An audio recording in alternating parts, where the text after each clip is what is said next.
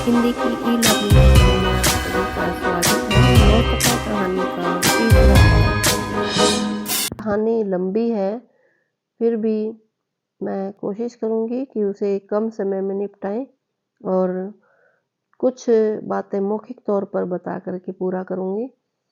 अब उस मोहल्ले के बारे में सोचता है कि बीच में मैदान है और मैदान के सामने मधुमालती वाला सफ़ेद घर और दोनों तरफ की गलियों में बेशुमार कुलबे, मगर दोनों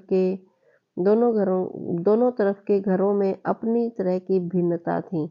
एक तरफ तो अब जो गली में घर हैं वो बताए जा रहे हैं, दर्जी, रंगरेज, कुम्हार, दो मस्जिदें, तो दूसरी तरफ 3 मंदिरों के बीच मोची, लोहार और सुनार।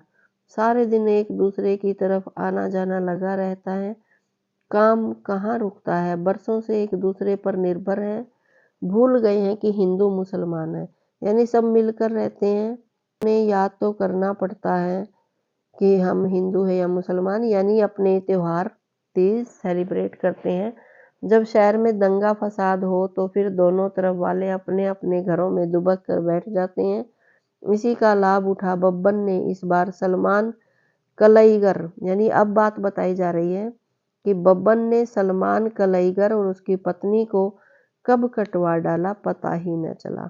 शहर में लाश, खून, गोली, बम की कमी थी जो सिर्फ सलमान की खोज खबर ली जाती, यानी खून खराबे होते रहते थे तो किसी ने कोई खबर नहीं ली कि सलमान को किसने मारा, कैसे मरा। जहाँ हजारों मरे वहीं सलमान भी परिवार के संग जाता रहा। लोग तो तब चौंके जब बब्बन ने घर का ताला खोल उसमें रहना शुरू कर दिया। कुछ सरफिरों ने जोश में आकर पूछा कि यह तो सलमान कलईगर का घर है, तो जवाब मिला कि तो फिर तुमसे मतलब, अब यह हमारा है, हमने खरीद लिया है। कई साल गुजर गए, सबके दिल दिमाग में कील की तरह एक ही बात गड़ी थी कि कुछ दाल में काला है। इसलिए बात करते हुए, अपना पता बताते हुए वह कह उठते सलमान के घर के पास, क्योंकि सलमान का था ना, कोई उस घर के आसपास की कोई बात बताता, कोई पड़ोसी, तो कहते सलमान के घर के पास। मगर उसी के साथ सुनने वाला कह उठता, अच्छा समझ गए, वही न जिसमें बब्बन कुंजड़ा आन बसा है। कुछ महीनों बाद कोई खबर लाया था कि समीह जिंदा है। इस खबर को सुन कर सब खुश भी हुए और दुखी भी। वे जानते थे कि 9-10 साल का समीह यदि लड़ने भी आ जाए तो क्या वे उसका साथ दे पाएंगे। बब्बन कुंजड़े के पास तो कट्टा, पिस्तौल, तलवार, लाठी, बम, ढेर सारे चाकूबाज नौजवान हैं। पुलिस वालों के साथ भाईचारा है। समय के साथ मोहल्ले वालों को भी यह स्वीकार करना पड़ा कि कब्जा सच्चा, दावा झूठा, यानी इसने कब्जा कर लिया है, अब ये नहीं छोड़ेगा, और जिसका दावा है वो झूठा पड़ जाए, यानी अब वो नहीं अपना मकान वापस ले पाएगा, क्योंकि समीह तो बहुत छोटा है। लच्छू को आज पुरानी बात याद आई। उसको गढ़सराय आने को सख्ती से मना किया गया था। उसने कहा माना था क्या, कभी डरते डरते रात को एक चक्कर लगा जाता तो कभी तेजी से भागता हुआ सामने से गुजर जाता। मगर हाँ, उसने एक बात जरूर मानी थी, अपना नाम उसने लक्ष्मण जायसवाल ही पूछने वालों को बताया था, यानी नाम बदल लिया था उसने। और उसका जो घर था जायसवाल बर्तन भंडार के पास, गढ़सराय जगह का नाम है, और वहाँ हमेशा देखने के लिए एक बार जरूर आता था। कुछ उसे पहचानते, कुछ नहीं, यानी वहाँ रहने वाले लोग कुछ तो पहचान रहे थे और कुछ नहीं। वह भी सबको पहचान कर भी अजनबी आंखों से ताकता है और वो भी अनजान बनता है। कैसे हो लच्छू मियाँ, लोगन के द्वारे ही फेरे लेवेगा या हमारी तरफ भी आएगा। बिसातिन कुंती ने रुक कर ताना मारा, यानी एक लेडी उसे कहती है कि बड़े बड़े जो लोग हैं इनके घरों के आगे ही घूमता रहेगा या हमारी तरफ भी आएगा।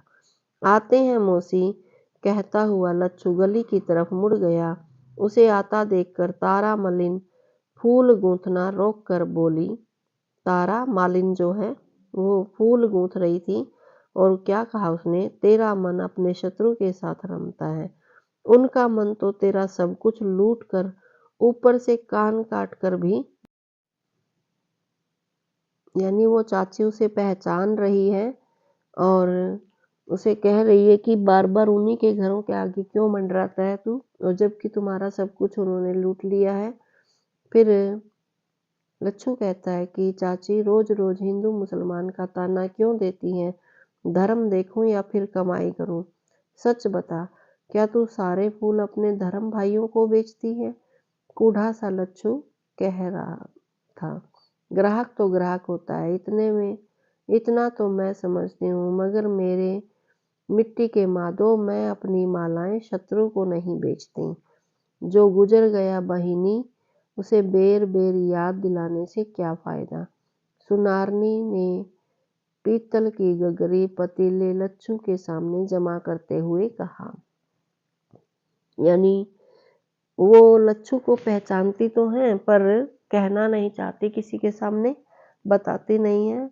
लच्छू का मन पहले से अधिक भारी होकर कई वर्ष पहले की उस शाम में भटक गया जब वह घर से भागा था। यानी अब फिर बचपन की वो यादें कि किस तरह वो इस घर से निकला था। 1 महीना मुश्किल से गुजरा था कि उसका सामान बाहर चबूतरे पर रखकर चाची ने कहा था कि माताजी पुराने विचार की ठहरी, घर में शांति बनी रहे तो तुम यहीं बैठना, अंदर मत आना बेटा, मैं भोजन पानी यहीं लाऊंगी। चाची के प्यार के बावजूद अंदर से आती आवाज उसे बराबर अकेला करती जा रही थी। यानी घर से भागने के 1 महीने बाद की बात है, मैं यहीं बैठा था चबूतरे पर, तो जो चाची जी हैं उन्होंने मुझे खाना दिया था लेकिन घर से बाहर बिठा कर ही दिया था। अरे इस उम्र में मेरा धर्म भ्रष्ट कर दिया, नाम बदलने से क्या धर्म बदल जाता है, अरे उसके संस्कार तो वही होंगे, राम राम सीताराम। यानी ये हिंदू घर की हैं चाची जी, और जो लच्छू है वो मुस्लिम संप्रदाय से है। उस रात वह यह सब सह नहीं पाया था और भागकर बहुत दूर निकल आया था, उसी तरह जैसे उस रात को वह बिना सोचे समझे घर से भागा था। अब कमरे में मुंह ढांपे बहुत से लोग घुस आए थे। तब माँ ने घबरा कर उसे बड़ी खिड़की से कूदवा कर कहा था कि भाग भाग बेटे समी, भाग। उसने दौड़ते हुए पीछे मुड़कर देखा तो माँ को एक बंदूकधारी से जूझते पाया था। दूसरे दिन उसे पकड़कर किसी ने जायसवाल बर्तन भंडार के घर पहुंचाया था। बताया था मोहल्ले में कर्फ्यू लगा है, उसके माँ बाप को अनजान लोगों ने मार डाला है, वे उसे भी ढूंढ रही हैं, उसकी जान खतरे में है। 9 साल की उम्र में उसने बड़े बड़े शब्दों के अर्थ को न समझते हुए भी जिंदगी की हकीकत को समझ लिया था। दोबारा भागने पर उसे एक फकीर ने पकड़ा था। यानी बर्तन भंडार वाला जो था उसके घर छोड़ा गया एक बार, तो फिर वहां से भागा। उसकी झोपड़ी में वह चुपचाप कई दिन तक बेसुध पड़ा रहा और भीख में मिले खाने को खाता रहा। एक साधु के पास चला गया था।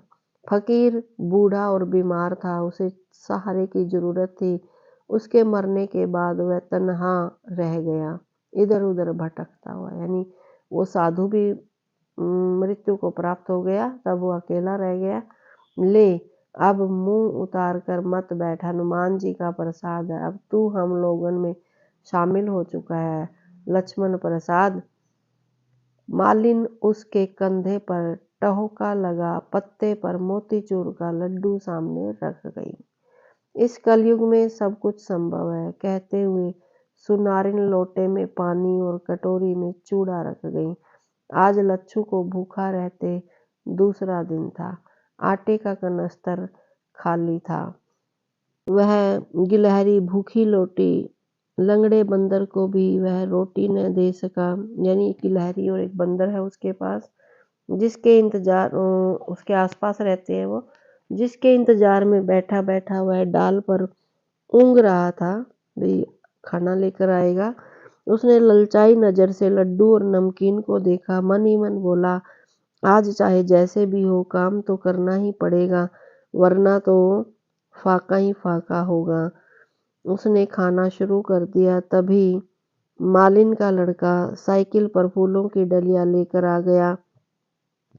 लक्ष्मण को देखकर बोला, कस बे कनकटे, अब की बहुत दिन बाद आया। यानी अब दोबारा जब काम करना शुरू किया और लच्छू वहाँ पर काम करने के लिए पहुँचा तो कहने लगे फूल बेचने वाली का लड़का कि बहुत दिनों बाद आया। बीमार था, धीरे से लच्छू बोला, ले वह कमला भी स्कूल से लौट आई। इसी के साथ मिलकर झब्बू ने बाल काटते काटते तेरा कान काट डाला था न। यानी मालिन के लड़के ने भी उसको पहचान लिया है, जानता है कि ये जो लच्छू है वो साहिम है। मालिन का लड़का हंसा, तो कन कटा है ये, इसका कान कटा हुआ लच्छू का, और किसने काटा था ये बात यहाँ बता दी गई है। बचपन के उन दिनों को लच्छू याद नहीं करना चाहता, न कमला को देखना चाहता है। वह शर्माई सी पास से कब गुजर गई उसे पता नहीं चला। बस वह झुका झुका काम में डूबा रहा। काम करते करते उसे याद आया कि जब वह पहली बार इस मोहल्ले में कलई करने आया था, उस समय बब्बन कुंजड़े का बड़ा लड़का उसके पास आन खड़ा हुआ था। लच्छू का दिल जोर से धड़क कर ठहर गया था। लड़का कुछ देर उसका काम देखता रहा था, फिर कड़ी आवाज में कहा था, ये बर्तन है और अंदर से भिजवाता हूँ, ठीक से कलई कर देना। तो लच्छू को ये हुआ था कि कभी वो लड़का मुझे पहचान न ले, और वो बर्तन उसकी माँ के हैं, बहुत सारे थे जो, तो उन बर्तनों को कलई करने में उसे खुशी महसूस होती है, अपनी माँ की ममता उसे याद आती है। जी बहुत गर्मी है। अब बब्बन कुंजड़ के लड़का जो बर्तन देकर गया है उसको कह रहा है कि बहुत गर्मी है, आप अंदर बैठे, मैं कलई करके बर्तन खुद लेकर आऊंगा। लच्छू ने ऐसा कहा। उसकी बात सुनकर हाथ में पकड़े बर्तन वापस ले गया था।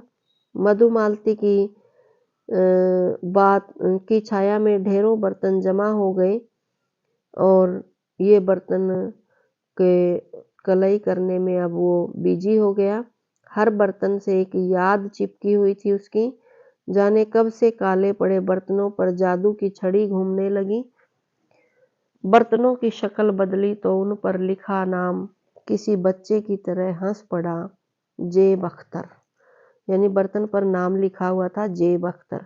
और बच्चों ये जेब अख्तर इसी लच्छू की माँ का नाम है, क्योंकि इसके पिताजी बर्तन लाते थे, इसकी माँ शौकीन थी नए नए बर्तन खरीदने की। उसने अपनी थकी उंगलियां जाने कितनी बार उस पर फेरी, फिर बेकरार हो उस नाम को चूम लिया था। कितने पैसे हुए। उसको काम खत्म करता देख वही लड़का दरवाजे के पास आकर खड़ा हो गया। देख तो लो, पहले ठीक हुए भी हैं। अंदर से बूढ़ी मगर तेज जनाना आवाज आई। अब आप ही देख लें, लड़के ने कुछ उकताए स्वर में कहा। काम बढ़िया किया है मालिक, अगर ये बर्तन न चमका सका तो अपना हुनर बेकार है। लच्छू हल्के से हंसा। आज बरसों बाद उसको सब कुछ अच्छा लग रहा था। उसके इस तरह कहने पर लड़का चौंक पड़ा। मैं क्या देखूं, मेरी आंखों में को कुछ सूझता है क्या? जैनब को भी आज ही जा कहता हुआ लच्छू 9-2-11 हो गया। यानी उस सफेद घर से आए बर्तनों के कलई करने का कोई पैसा लेकर नहीं गया। 6 मास बाद फिर लच्छू लौटा, यानी 6 महीने बाद फिर आया इस गली में। तो इस बार उसे बर्तन कम दिखे थे। सारे बर्तन झिलमिलाने के बाद वह अपनी जिज्ञासा दबा नहीं पाया था। धीरे से पूछा था, बड़ी देंगे देंगे और पतीली नहीं करवानी है क्या? मुए उन बर्तनों का रोज रोज क्या इस्तेमाल, जगह अलग घेरे रहते हैं। बड़ी बी ने चिढ़े लहजे से कह अपने इजार बंद से रुपए निकाले और लच्छू से बोली, पिछला कितना था? यानी लच्छू को सारे बर्तनों की पहचान है, क्योंकि वो उसके अपने घर के थे। पूछता है जो बड़े बर्तन हैं, पतीलियां हैं, उनको नहीं कलई करवाओगे क्या? तो वो महिला कहती है कि उनका रोज रोज इस्तेमाल ही नहीं होता तो खलाई करवा कर क्या करेंगे। और पीछे भी जो पैसे नहीं दिए थे वो भी पूछ रही हैं कि कितना बकाया था। पिछला बकाया था क्या? लच्छू चौंका। वो हैरान होकर कहता है कि मेरा कोई बकाया था? और नहीं तो क्या, बोल। बड़ी बी बोली, यानी वो लेडी बोली कि हाँ तेरा बकाया था और बता कितना बना। फिर लूंगा। कौन पैसा भागा जा रहा है आपके यहाँ से? वो कहता है कि आपके यहाँ से कोई पैसे मेरे भाग थोड़ी ना जा रहे हैं, फिर ले लूंगा। लो, तू हमारा कुछ लगता है क्या? बड़ी बी कुछ झुंझलाए, कुछ मजाक से मिले जुले स्वर में बोली, आपका क्या लगूंगा, मगर इन बर्तनों से अपना पुराना रिश्ता है। मन ही मन कह उठा लच्छू। मन मन में सोचता है, देख बे, हिसाब करके जाना, समझे? खैरात से काम नहीं कराना हमें। मंझले लड़के ने कमरे से निकलते हुए आंगन में आकर कहा, यानी हम मुफ्त में काम नहीं करवाना चाहते, तेरा पैसा ले जाइए। मालिक घोड़ा घास तैयारी करेगा तो खाएगा क्या? हजार काम आप हम गरीबों के करते हैं, यह तो बस थोड़ी सी सेवा है। इतना कह लच्छू हाथ जोड़ किनारे खड़ा हो गया। तू लगता तो उठाई रहे, मगर बातें कैसी पुख्ता करता है। बड़ी बी हंसी। ठीक ठीक, कहता बड़ा लड़का मोटरसाइकिल पर बैठ गली की तरफ मुड़ गया। समय गुजरते देर नहीं लगती। कहने को अब वह 18 का है, यानी लच्छू अब 18 साल का हो गया है, मगर देखने में लच्छू के हाथ पैर तगड़े नहीं हैं। होठों के ऊपर मुलायम बालों की परत आ गई है। ताड़ने वालों ने बचपन का चेहरा ताड़ लिया है, यानी पहचान लिया है। मगर जब समय ही भेष बदले खड़ा हो तो उनको क्या पड़ी है मुखौटा पहचानने की या हटाने की। यानी लोग डरते हैं बब्बन से कि बताएं कि ये समी है। चबूतरे पर बैठी सुनारिन कलयुग की माया पर चकित है, चुपचाप बैठी लच्छू के हाथ देख रही थी जो काले को सफेद बना रहे थे। लच्छू की तरह वह भी बीते दिन याद कर रही थी जब जेब अख्तर ने बेटे समी की पहली सालगिरह पर उसके लिए चांदी के तार में काले मोती गुथवा उसके दोनों हाथों में पहनाए थे। बेटे को नजर न लगे। जैसे जैसे दिन गुजर रहे थे लच्छू की तड़प बढ़ रही थी। भट्टी में तपते दिन और चढ़े सूरज के शोलों की परवाह किए बिना वह सारा दिन उस घर के चक्कर लगाता था। आज 9 दिन हो गए थे। वह हारे मन से सड़क पर निकल दिलशाद ढाबे की तरफ गया। दिलशाद ढाबे पर सदा की भांति इस समय भी भीड़ थी। इस